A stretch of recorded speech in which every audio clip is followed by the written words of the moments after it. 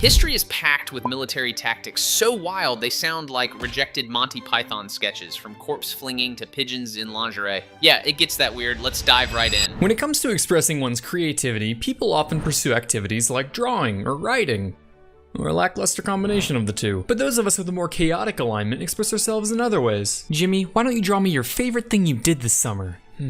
By catapulting corpses into the besieged city walls, not only would we be disposing of our dead, but we'd be spreading fear and disease amongst the enemy's ranks at the same time. 2 birds with 1 stone, mother! You need to stop spending time with the neighbor boy. As Dieter F. Uchtdorf once said, the desire to create is one of the deepest yearnings of the human soul. And so is murder. So while humans have been battling for thousands of years... Oh my god. The furry in the corner is just diabolical. That's the kind of humor why we watch Blue Jay. Okay, but Jimmy casually suggesting biological warfare with style points? That's some medieval TED Talk energy right there. Catapulting corpses wasn't just creative, it was historically real, like Mongols launching plague bodies into Kaffa.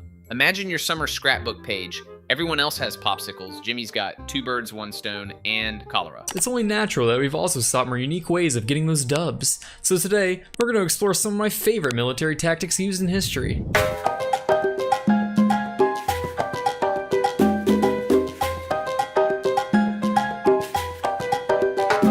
The SMS Cap Trafalgar was a German civilian ocean liner that was repurposed into a warship for World War I. Converting ocean liners to troop transport or medical ships was common, but fitting them for war was kind of like giving a kid a gun. Sure, a child soldier can produce the same stopping power as your average GI, but let's just say Rambo would have been a much shorter movie if he was mowing down toddlers instead of Burmese soldiers. The Cap Trafalgar was tasked with taking on British merchant ships off the coast of South America, and to do this, they came up with a unique strategy. Using some newspaper pictures they found, they disguised their ship as the British ocean liner, the RMS Carmania, and used the ruse to sneak up on merchant vessels. The newly disguised Cap Trafalgar set off on its first voyage, feeling all cheeky, and soon encountered its first victim.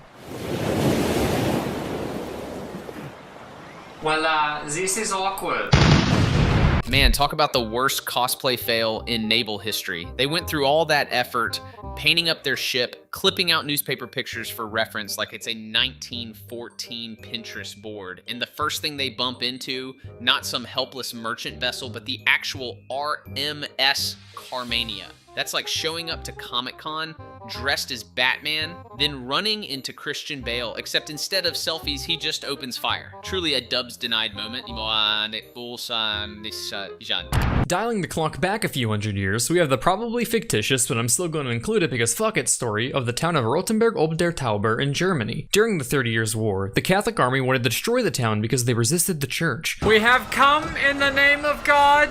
You are now saved. The town council attempted to change the Count of Tilly's mind with a gift of local wine, 3 1/4 liters worth. The count declared that if anyone could drink the lot of it in one sitting, he would spare the town. So the councilman gave it to their mayor, who proceeded to abuse his liver more than an Olympic gymnastics team. By God, you've done it! You've saved the town! I did what now? As we have all learned from the renowned American philosopher, Bob the Builder, having the right tools can fix any problem. Leaky faucet? Have a wrench handy. Clogged toilet? Use a plunger. Will to live? Blue Jay's humor is like pitch black.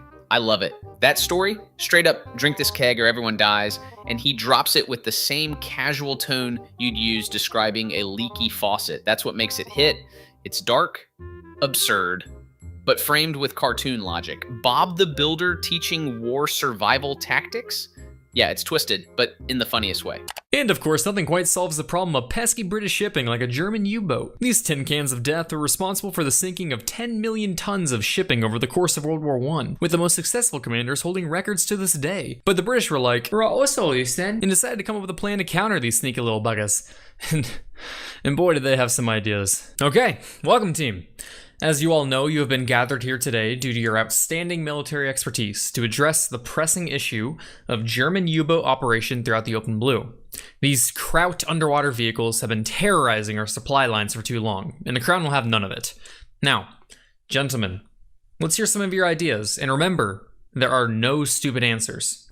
How about we have men go out on boats, and when they see a periscope, one throws a bag over it while the other hammers it as hard as they can? I say we send Britain's finest swimmers with sharp hammers to whale away at the U-boats and send them to the depths. Why don't we use our birds and sea lions? More specifically, train them to chase periscopes and identify U-boats. Shit on the periscopes. Train seagulls to shit on the periscopes and force them to surface. Let's just fucking paint the ocean. Just all of it. So when the periscope comes up, it's blinded by the paint. I stand corrected. You may think I'm joking, but they actually went through with some of these plans. The fact that Britain basically held a Shark Tank episode for bad anti-submarine ideas is comedy gold. Train seagulls to crap on periscopes? That's not a plan, that's a Monty Python sketch.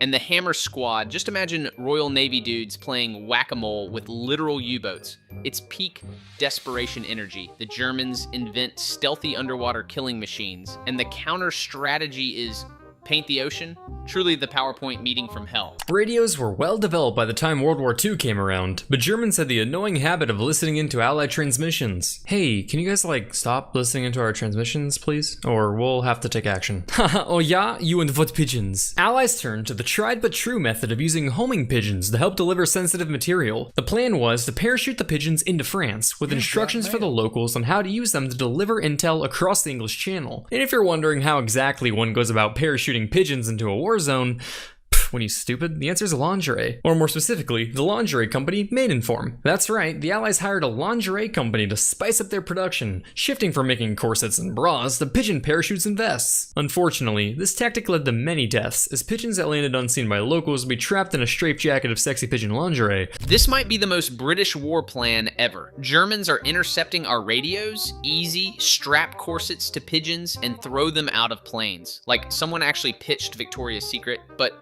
for espionage. The mental image of flocks of birds descending in tiny lace vests is already absurd, but then half of them get stuck in their feathered lingerie straitjackets. That's not intel delivery, that's a Monty Python sketch crossed with a Paris runway show. So another method was devised, where this time, pigeons would be strapped to the chest of a paratrooper and were kept alive by the power of friendship. When the supply of pigeon corsets ran out, paratroopers would just stuff the little guys in their socks, cutting a hole for them to peek their heads out of. Cut a few more for their wings and boom, you got yourself some flying shoes. Compared to the rest of these stories, this strategy was by far the most effective, with an estimated 95% message delivery rate due to homing pigeons' uncanny knack for finding their way home. Not so much blue jays though. But you can prove them wrong any day now, Dad. So, in conclusion, while military masterminds have devised some of history's most effective strategies, such as the Greek Trojan horse or the Soviet defense of Stalingrad, you should hide your pet from the next RTC kid you come across, because it's only a matter of time before Frederick II straps a bra on your Siberian Husky and ships him off to Afghanistan. 7 out of 10 stars. From corpse catapults to pigeons in corsets, this whole journey shows that human creativity in war has always walked the razor's edge between genius and absolute clownery. The fact that sock pigeons ended up being the most effective tactic proves that sometimes the best military hardware is just a bird with no sense of direction but a stubborn will to fly home. Honestly, you can't make this stuff up. History already did. Blue Jay did an amazing job with this video. Link is in the description. And next time, let's just say things get even stranger. Stay nerdy.